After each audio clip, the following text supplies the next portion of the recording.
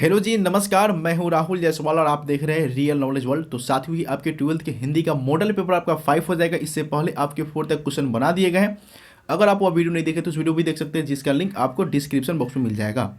आप तो अब हमें टेलीग्राम, फेसबुक, ट्विटर और इंस्टाग्राम पर भी फॉलो कर सकते हैं, जिसका लिंक भी आपको डिस्क्रिप्शन बॉक्स में मिल जाएगा।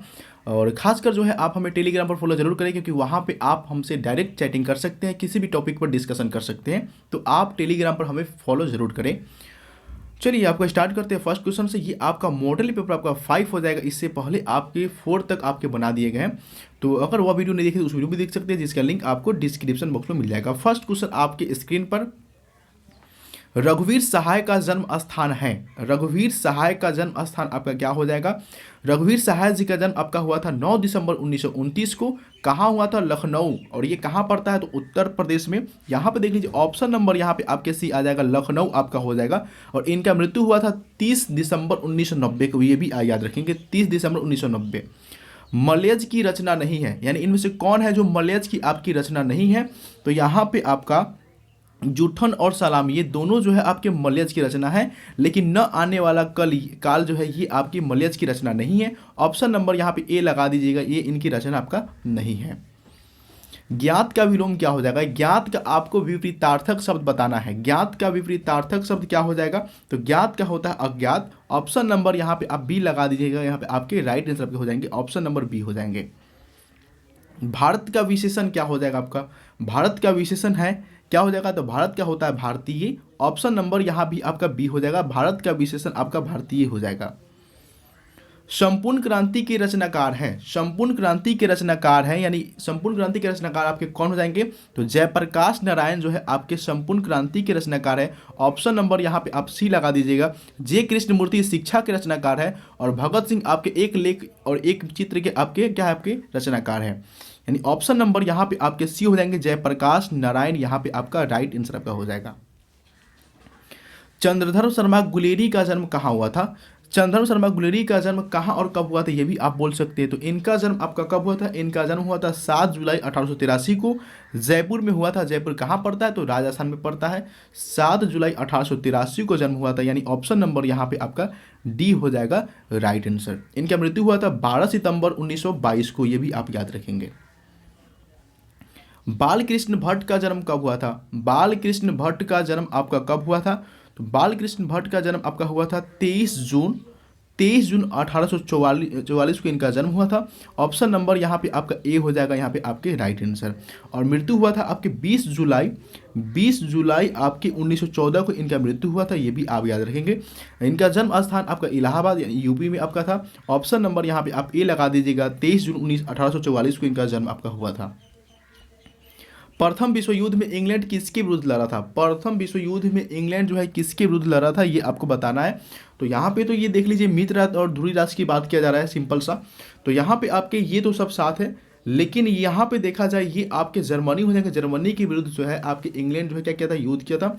ऑप्शन नंबर यहाँ पे आप डी लगा दीजिएगा, यहाँ पे आपके राइट आंसर आपका हो जाएगा। चंपारण में थागर कहाँ से आए? चंपारण में थागर जो आपके कहाँ से आए थे, ये आपको बताना है। रांची से, जमशेदपुर से, या छोटा नागपुर से, या आंध्र प्रदेश से। तो ये आए थे छोटा नागपुर से। ऑप्शन नंबर यहाँ पे आपके सी हो जाएंगे, यहाँ पे आपके right answer. Option number C हो जाएगा, छोटा नागपुर से आपका। सिपाही की माँ किस एकांकी संग्रह से लिया गया है? सिपाही की माँ किस एकांकी संग्रह से आपके लिया गया है? तो ये लिए गए हैं अंडे के छिलके तथा अन्य एकांकी से। ऑप्शन नंबर यहाँ पे आपके डी हो जाएंगे, यहाँ पे आपके राइट आंसर। अंडे के छिलके तथा अन्य एकांकी से ये आपके लिए गए हैं। ऑप्शन नंबर यहाँ पे आपका डी हो जाएगा राइट आंसर। सिपाही की माँ के आपके लेखक हो जाएंगे मोहन राकेश, ये भी आप याद रखेंगे। निम्नलिखित में कौन प्रलय की छाया के कवि है? निम्नलिखित में कौन प्रलय की छाया के आपके कवि है, ये आपको बताना है। तो जयशंकर प्रसाद जो है आपके प्रलय की छाया के कवि है। ऑप्शन नंबर यहाँ पे आपके सी हो जाएंगे, आपके राइट आंसर। प्रलय की छाया के कवि जयशंकर प्रसाद। सलाम कहानी संग्रह के कहानीकार कौन है? सलाम कहानी संग्रह के कहानीकार कौन है? अब भी आपको हम बताए हैं, क्या ओम प्रकाश वाल्मीकि जी? ऑप्शन नंबर यहाँ पे आपके बी हो जाएंगे, यहाँ पे आपके राइट आंसर आपका ओम प्रकाश वाल्मीकि। कौन सी रचना मलयज की नहीं है? कौन सी रचना आपकी मलयज की नहीं है, ये आपको बताना है। जख्म पर धूल, संवाद, एकालाप, या रामचंद्र शुक्ल या सुनो राधिके, कौन सी रचना जो है आपकी मलयज की नहीं है, ये आपको बताना है। तो ये आपको हो जाएंगे सुनो राधिके। ऑप्शन नंबर यहाँ पे आपके डी हो जाएंगे, यहाँ पे आपके right answer option number D हो जाएंगे सुनो राधिके। पंडित राम अवतार क्या थे? पंडित राम अवतार क्या थे? ज्योतिषी थे, वैद्य थे, राजनेता थे, या ज्योतिषी और वैद्य दोनों थे आपके? तो पंडित राम अवतार आपके ज्योतिषी और वैद्य दोनों थे। ऑप्शन नंबर यहाँ पे आपके डी हो जाएंगे आपके राइट आंसर आपका ऑप्शन नंबर यहाँ पे आप डी करा दीजिएगा। जे कृष्ण मूर्ति का जन्म कब हुआ था? जे कृष्ण मूर्ति का जन्म आपका कब हुआ था? तो इनका जन्म हुआ था 12 मई 1895 ईस्वी को और मृत्यु हुआ था 17 फरवरी 1986 ईस्वी को। यानी ऑप्शन नंबर यहाँ पे आप कौन सा हो जाएगा? आपका ऑप्शन नंबर यहाँ पे आपका ए हो जाएगा, राइट आंसर आपका। जन्म इनका हो जाएगा 12 मई 1895 को, मृत्यु हुआ था 17 फरवरी 1986 को, ये भी आप याद रखेंगे। पद्मावत के रचनाकार है, पद्मावत के रचनाकार आपको कौन सा हो जाएंगे यहाँ पे बताना है।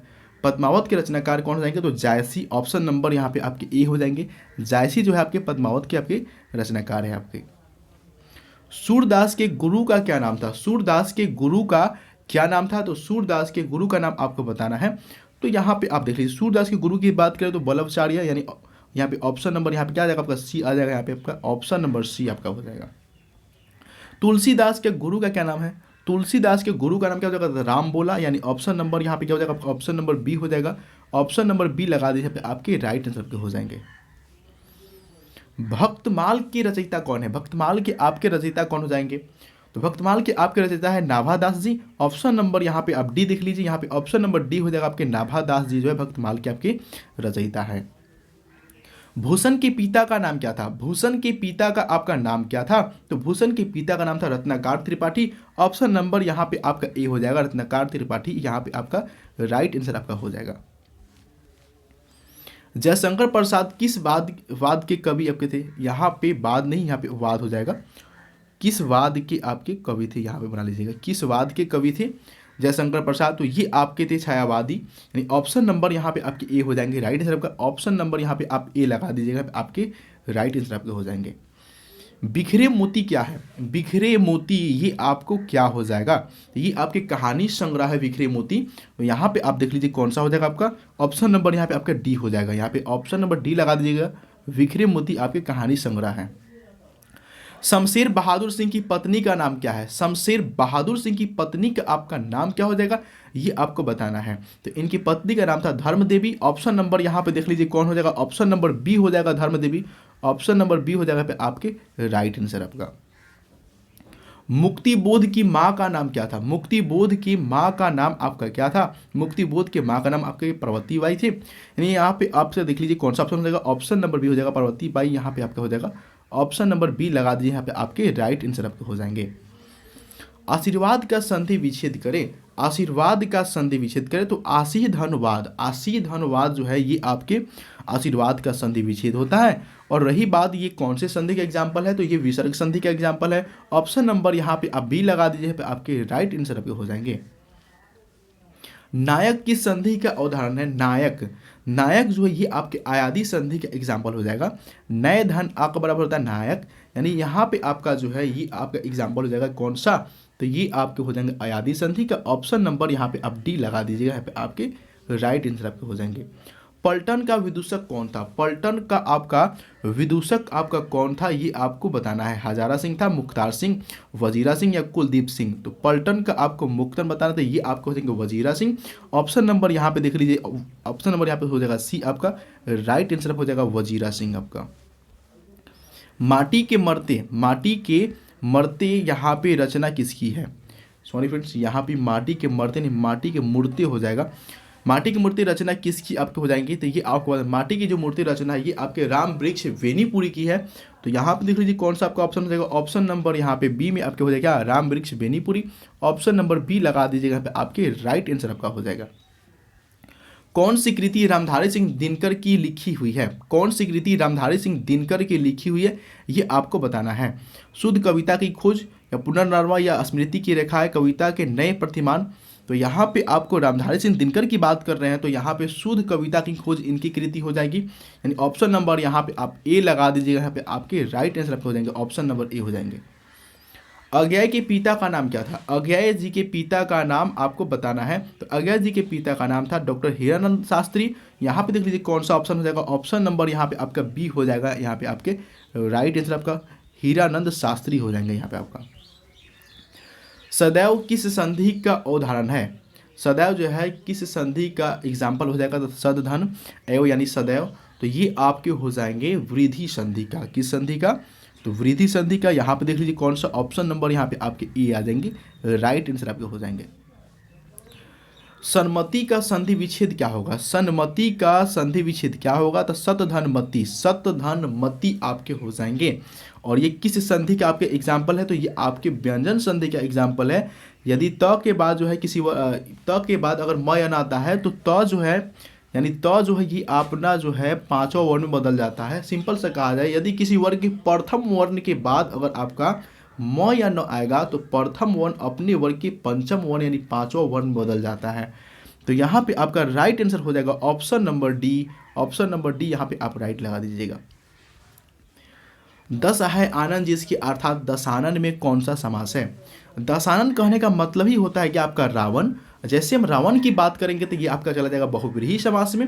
ऑप्शन नंबर यहाँ पे आपका ए हो जाएगा, क्योंकि बहुव्रीहि समास का मतलब ही होता है जिसमें आपका दोनों पद जो हो यानी कोई भी पद जो हो वहाँ पे जो लिखा हो वो आपका प्रधान ना हो। प्रधान कौन होगा? तो सांकेतिक पद प्रधान होगा जिससे संकेत मिलता हो।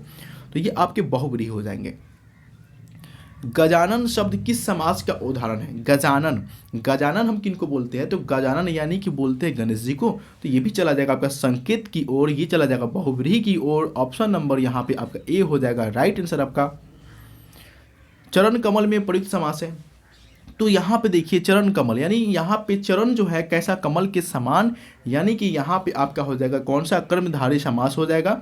उपमान उपमेय की जैसे बात करते हैं, विशेषण विशिष्ट की बात करते हैं, यानी चरण कैसा? तो कमल के समान हो जाएगा यहाँ पे। तो यहाँ पे ये चला जाएगा कर्मधारय में। ऑप्शन नंबर बी लगा दीजिएगा पे आपके राइट आंसर हो जाएगा यहाँ पे आपका।